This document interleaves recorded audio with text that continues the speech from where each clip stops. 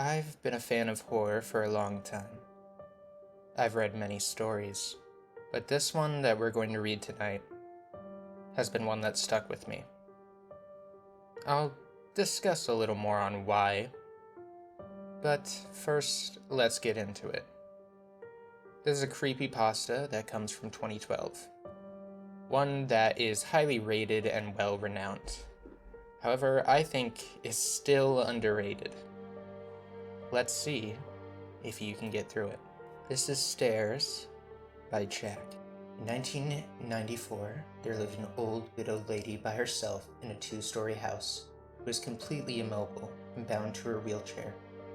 Ever since the mysterious death of her husband, she required the aid of a carer who would visit her daily to help her with everyday tasks. What made it even more difficult was the fact that the 2 floors of the house were only connected by an old staircase inside. When the old lady needed to move between the 2, the carer would have to carry her frail body like an infant up and down the stairs. One day, the police received a call from the widow. There had been a murder. Since police units were scarce at the time and the murderer had already fled the scene, only one detective was sent out to conduct the initial crime scene report. He arrived to see the carer's body splayed out on the floor with her vocal cords ripped out in a pool of blood on the first level of the house, with the old lady atop the staircase in her wheelchair watching him, still and silently, seemingly in shock. He could immediately rule her out as a suspect due to her inability to move up and down the stairs, and because she was trapped up there at the time the murder took place. It was similar to the death of her husband many years ago, who had suffocated in his sleep on the couch downstairs. The detective put on his gloves, took photos, swabbed for evidence, and covered the body until the coroner arrived later. All routine business.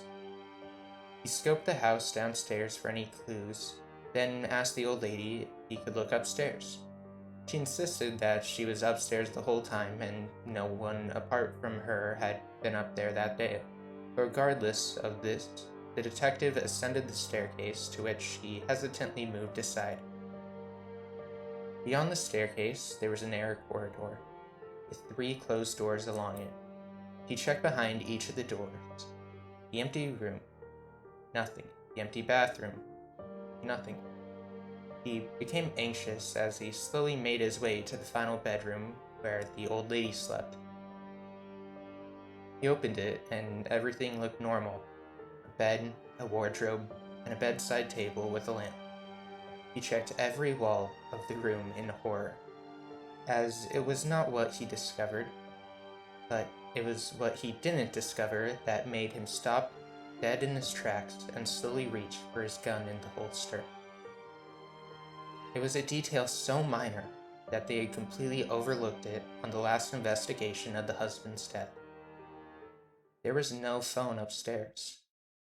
He suddenly heard a noise as he withdrew his gun and rushed out of the room, only to find an empty wheelchair atop the stairs.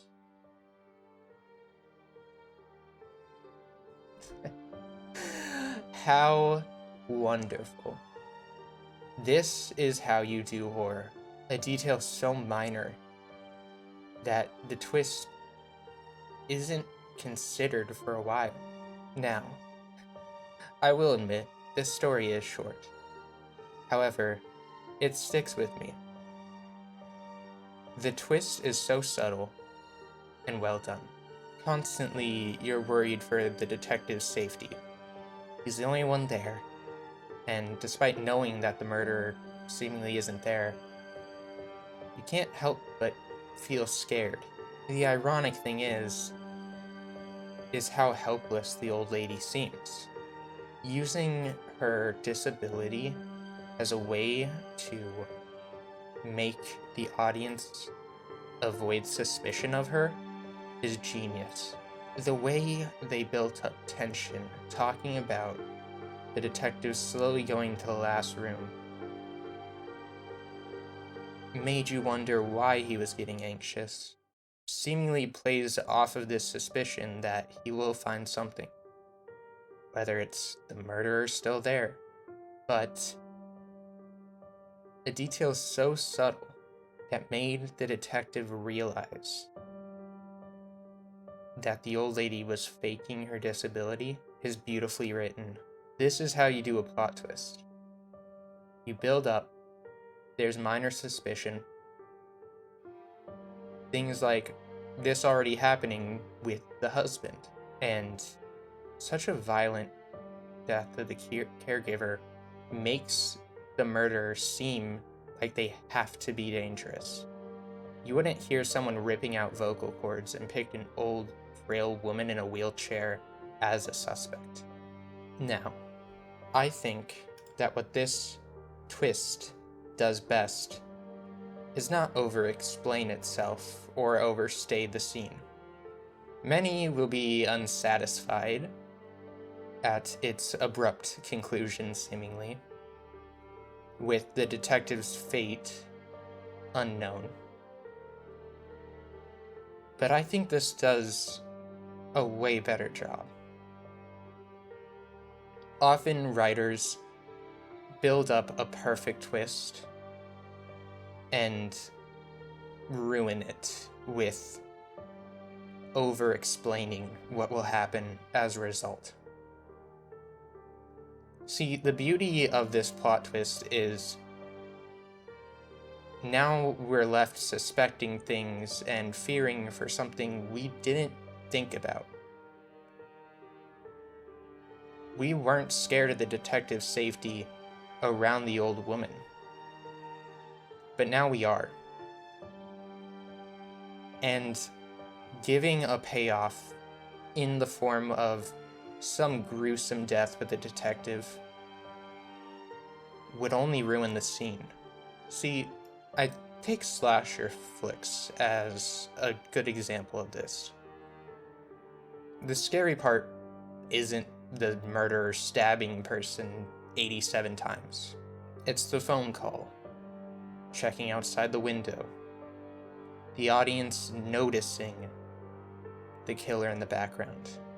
That's what builds the tension and anxiety. The murderer is just the reason why we were scared. But if you only give people anxiety and no justification or spell out the payoff of that anxiety, it leads much better for a sense of horror. The detective's alone. They know the murderer's gone, and it's a small town. Why would somebody be scared to send someone to an old, frail granny who is in a wheelchair's house? And once you realize there's no phone, the audience is left with this suspicion and realization that how did the granny call the police? Then the author spells it out for those who may have not put two and two together by having the detective return to the old lady to see an empty wheelchair. If you are writing any horror, take note of this. 90% of horror is building tension and anticipation.